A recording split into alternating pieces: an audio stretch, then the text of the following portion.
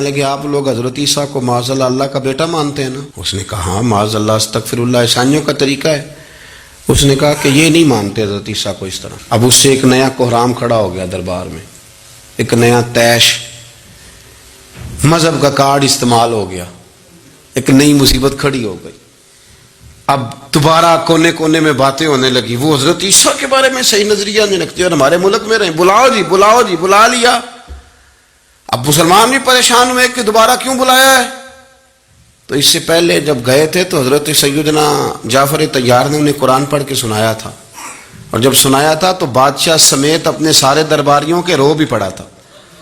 اب جب دوبارہ بلایا گیا تو کہا ہم نے سنا ہے کہ حضرت عیسیٰ کے بارے میں تمہارا نظریہ ٹھیک نہیں، بتاؤ تم کیا کہتے ہو؟ تو حضرت جعفر طیار کہتے ہیں وہاں بھی میں جھجکا نہیں، کیونکہ میں نے وعدہ کیا تھا کہنا وہ ہے جو میں نے اپنے نبی سے سیکھا ہے صلی اللہ علیہ وسلم، وہی کہنا ہے، سچی بات۔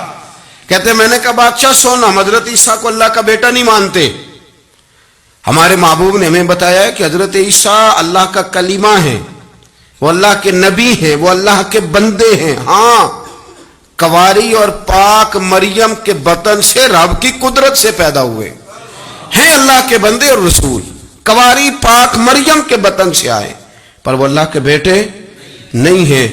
بادشاہ کہنے لگا جاؤ جا کے آرام سے رہو اپنے وطن میں، یہ تمہارا وطن ہے، اسی میں سکون سے رہو۔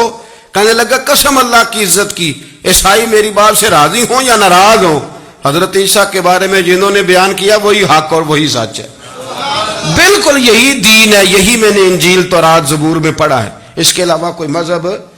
تو اس کے حواری کہنے لگے یہ بھی آپ نے ان کی مان لی؟ کا نہیں، ان کی نہیں مانی، ضمیر کی مانی ہے۔